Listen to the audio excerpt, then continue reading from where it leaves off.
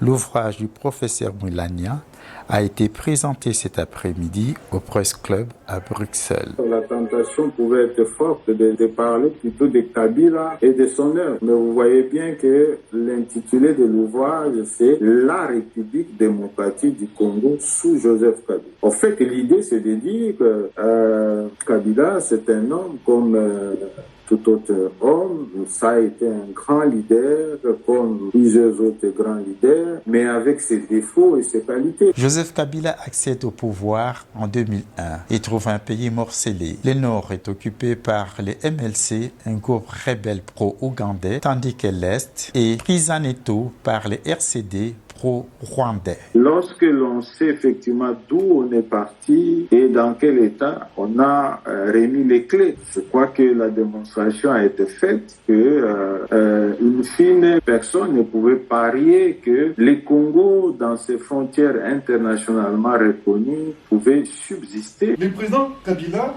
a mis le pays dans les chantiers de la démocratisation, de la reconstruction et de la refondation de l'État républicain. Les fonctions régaliennes, législatives, coercitives, fiscales, normatives et productives ont été réhabilitées. L'ancien chef de l'État, le président Joseph Kabila Kabange et son entourage se gardent toutefois de s'attribuer à eux seuls les mérites de ce travail accompli.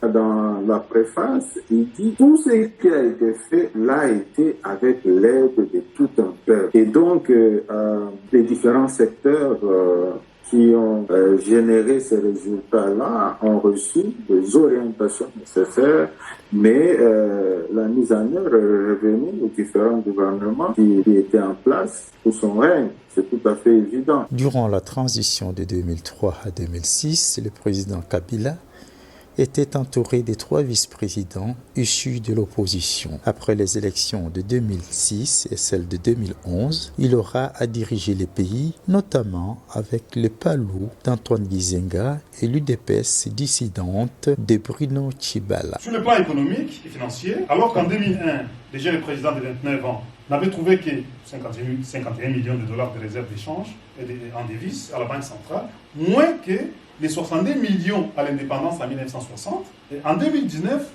il transfère à son successeur un pays en bonne santé, avec plus de 1,3 milliard de réserves en devises à la même banque centrale. Le régime de Kabila fils est également crédité d'avoir construit plus de 3000 km de routes, une dizaine de barrages électriques, mais aussi et surtout d'avoir fait de l'armée nationale congolaise, jusqu'alors non classifiée, la 8e puissance militaire du continent.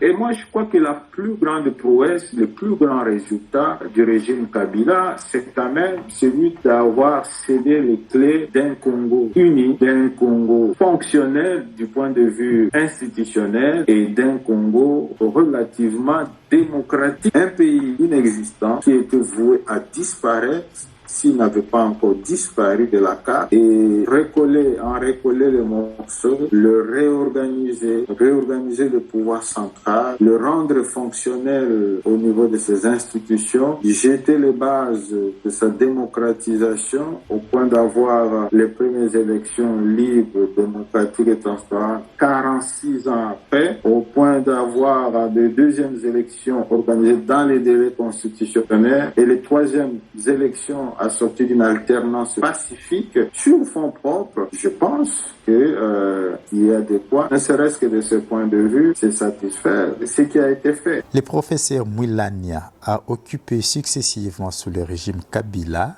les postes de conseiller au ministère des Droits de l'Homme, conseiller juridique à la présidence de la République, avant d'être nommé en 2016 directeur des cabinets du chef de l'État.